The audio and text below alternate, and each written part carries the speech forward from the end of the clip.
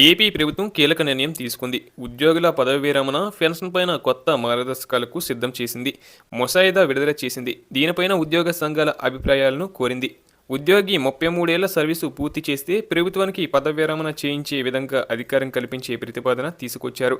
ముందుగా నోటీసు లేదంటే జీతభత్యాలు ఇచ్చి వారితో పదవి విరమణ చేయించేలా నిబంధనలు సిద్ధం చేశారు. వీటిపైన ఉద్యోగ సంఘాల నుంచి వచ్చే అభిప్రాయాలకు అనుగుణంగా తుది ఉత్తర్వులు జారీ కానున్నాయి. ఇక ఏపీ ప్రభుత్వ ఉద్యోగుల పదవి విరమణ విషయంలో కీలక ముసాయిదా విడుదల చేసింది.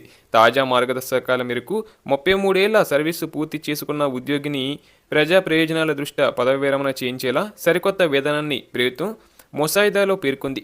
పదవి విరమణ వయసు రాకపోయినా 33 ఏళ్ల సర్వీసు కాలం పూర్తి చేస్తే పదవి విరమణ చేయించేలా నూతన సివిల్ ఏపీ సర్వీసెస్ పెన్షన్ నిబంధనలు 2026 ముసాయిదాను ప్రభుత్వం విడుదల చేసిందండి. 33 ఏళ్ల పాటు సర్వీసు పూర్తి చేసుకోవడం ద్వారా ఉద్యోగి పదవి విరమణ చేసిన తర్వాత పూర్తి స్థాయిలో పెన్షన్ ప్రయోజనాలు అందుతాయి. ఉద్యోగి 33 ఏళ్ల సర్వీసుకు దగ్గరలో ఉంటే వారికి 3 నెలల ముందు నోటీసులు జారీ చేస్తారు. ఆ ఉద్యోగికి ఆ 3 నెలలకు సమానమైన జీతభత్యాలు చెల్లిస్తారు. అదే సమయంలో ఉద్యోగికి మరో వెసులుబాటు కల్పించేలా ప్రతిపాదన చేశారు. పదవి విరమణ పింఛన్లో కొంత భాగం డబ్బుల్ని కమ్యూట్గా మార్చుకోవచ్చు. పెన్షన్ కమిటీషన్ నిబంధనల ప్రకారం ఈ వెసులుబాటు కల్పించారు.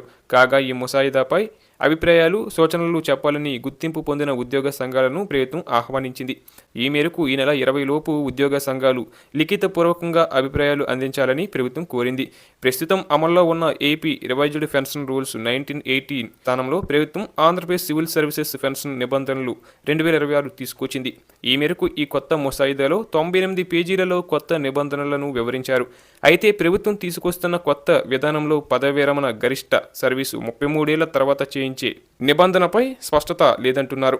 ఉద్యోగులు పెన్షన్ కోసం కనీసం 10 సంవత్సరాలు, గరిష్టంగా 33 ఏళ్లు సర్వీసు చేయాలి. ఈ నిబంధనను బట్టి చివరి వేతనంలో 50% పెన్షన్గా వస్తుంది. దీంతో ఇప్పుడు ప్రభుత్వ ప్రతిపాదనలపైన ఉద్యోగ సంఘాల అభిప్రాయాల మేరకు తుది నిర్ణయం తీసుకోనున్నారు.